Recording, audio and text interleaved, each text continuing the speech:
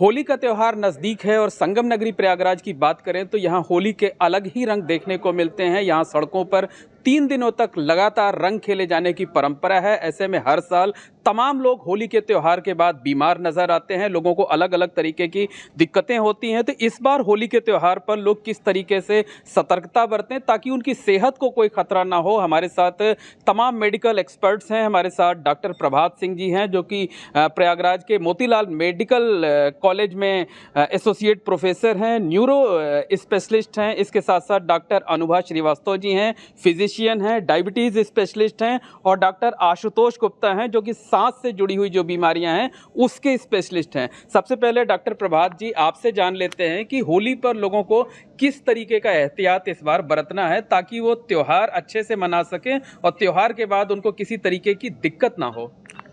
दर्शकों को होली की ढेर सारी शुभकामनाएं। मैं ये कहूँगा कि होली रंगों का त्यौहार है, खूब रंग खेलिए, खूब एंजॉय करिए, लेकिन अपनी सावधानी रखने के लिए ध्यान रखिए कि आप जो हल्का रंगों को इस्तेमाल करिए। जब होली के रंग खेलने जाएं उससे पहले अपने जो है स्किन को मॉइस्चराइज करके या तेल लगा के, कोकोनट ऑयल या नॉर्मल जो सब घर पे सामान्य तेल होता है जो पुराने ज़माने से लगाते हैं, पुराने समय से, उसका इस्तेमाल करें। और जब भी कोई दिक्कत हो तो अपने आसपास डॉक्टरों से मिलें, या तो सबसे पहला काम है रंग को सादे पानी से साफ कर लें। अच्छा, एक और चीज़ देखने को मिलती है कि होली पर गुजिया और पापड़ तो लोग खूब खाते हैं, लेकिन साथ ही साथ ड्रिंक भी करते हैं। तमाम लोग ऐसे होते हैं जो भांग या दूसरी चीज़ों का नशा करते हैं। इस वजह से भी लोगों को दिक्कत होती है। तो जो लोग ड्रिंक करते हैं, शौकिया भले करते हों या भांग का नशा करते हों, उनके लिए किस तरीके की एडवाइस है? मैं उन लोगों को ये सलाह देना चाहता हूँ, अपना नियंत्रित मात्रा में किसी नशे का सेवन करें। अगर नशा का इस्तेमाल किया है तो घर से बाहर ना निकले, खास तौर पर ड्राइविंग ना करें। इससे आपकी जान के साथ साथ दूसरे की जान का भी खतरा है। ये ध्यान रखिए, आपके परिवार के लोग हैं और आपके आसपास के लोग हैं, दोनों की जान के आप जिम्मेदार हैं। मतलब अगर ड्रिंक कर रहे हैं तो थोड़ा ही ड्रिंक करें ताकि उनको खुद को दिक्कत ना हो, और अगर वो बाहर निकलते हैं तो दूसरों को दिक्कत ना हो। डॉक्टर अनुभा, आपसे जानना चाहेंगे, आप फिजिशियन हैं, ज़्यादातर प्रॉब्लम जो है वो इसी तरीके से लोगों को आती है जो है, तो क्या एहतियात बरतें लोग जो है? सबसे पहले तो सभी को होली की बहुत सारी शुभकामनाएं। सेफ होली खेलें, वायलेंट बिहेवियर से बचें, नशे का प्रयोग ना करें तो बहुत ही अच्छा है। खुशी का त्यौहार है, और अगर थोड़ा सा खुशी में अगर अल्कोहल या भांग का लेते हैं तो मॉडरेशन में। खान पान पे बिल्कुल नियंत्रण रखें, क्योंकि जैसे आपने कहा शुगर लेवल्स भी हमारे बहुत त्यौहार की वजह से खान पान में गड़बड़ हो जाते हैं, और अगर बहुत ज़्यादा बढ़ जाए तो हॉस्पिटल की नौबत आ सकती है। तो सही मात्रा में लें, मीठा भी लें तो थोड़ा सा लें कि खुशी का त्यौहार है, पर उसके अलावा भोजन करें जो कि आपके, और दवाई मिस ना करें। सबसे अनुरोध है कि शुगर की दवाई, स्पेसिफिकली शुगर की, ब्लड प्रेशर की, थायराइड की, इन दवाओं को ना मिस करें। वैसे होली पर जो पकवान बनते हैं, या तो बहुत मीठे पकवान, गुजिया वगैरह बनती है, लोग खाते हैं, या तो फिर बहुत ऑयली होता है, पापड़ हो गया, दूसरी चीज़ें हो गई। तो ऐसे में किस तरीके से जो है कि लोग त्योहार का मज़ा भी लें और साथ ही साथ उनकी सेहत पर भी कोई असर ना पड़े? जी बिल्कुल, सब कुछ खाइए पर थोड़ी मात्रा में लीजिए, स्वाद लीजिए उसका, और अपना जो नॉर्मल खाना है वो ही पेट भरिए उससे। जो आप एक कचौड़ी खाएंगे या एक पूड़ी खाएंगे, उसके साथ सब्जी, आप सीजनल सब्जी भी बनवाएं, और सलाद की मात्रा ज़्यादा रखें। तो एक प्रोपोर्शन जो बैलेंस डाइट है उसको मिस ना करें। थोड़ी सी मेहनत लगेगी, और आप मीठे का भी स्वाद ले सकते हैं। और हम तो यही कहेंगे थोड़ा घर में बनाएं। आप घर में बनाएंगे तो उसकी जो आपकी पौष्टिकता है खाने की, तेल जो आप यूज़ करेंगे, घी जो आप यूज़ करेंगे, वो भी सही होगा, और 1-2 खाने में आप खा सकते हैं। मतलब बाहर की चीज़ें खाने से थोड़ा परहेज़ करें। लेकिन अभी देखा गया ना कि बहुत बड़ी संख्या में लोग डायबिटीज़ पेशेंट हैं, तो डायबिटीज़ पेशेंट को किस तरीके की एडवाइस है? जी, आज सोसाइटी में अगर हम जाते हैं, हर 10 में से 1 को शुगर की समस्या है। तो ये तो सबसे आम समस्या हो गई है।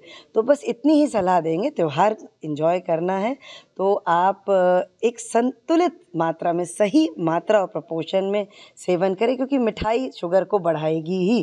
तो सबसे पहले मीठा ना शुरू करें।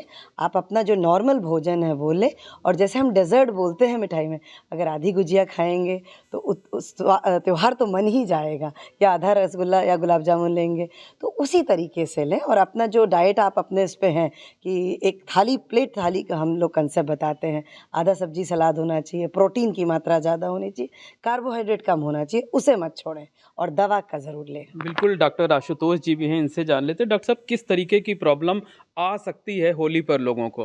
होली में सामान्यतः क्या मौसम परिवर्तनशील होता है, तो जब मौसम बदलाव होता है, जो भी सांस की बीमारी से अस्थमा है या COPD है, तो इसमें परेशानी थोड़ी सी बढ़ सकती है। तो जो रेगुलर दवाइयाँ चल रही हैं, जो रेगुलर इन्हेलर चल रहे हैं, उनको रेगुलर लेते रहें, उसको ब्रेक ना करें।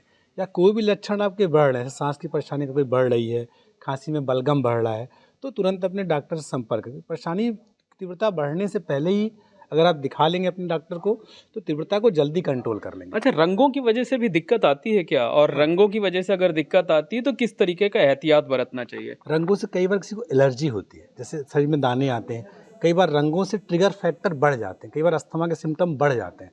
तो आपको लगता है आपको ट्रिगर इस मौसम से परिवर्तन से दिक्कत हो रही है, रंग लगाने से दिक्कत है, पुरानी हिस्ट्री, तो आप दूर रहें। या ऐसे रहे, जैसे डॉक्टर साहब ने बताया कि हर्बल रंग लगाएं, थोड़ा ही लगाएं, ज़्यादा नहीं लगाएं।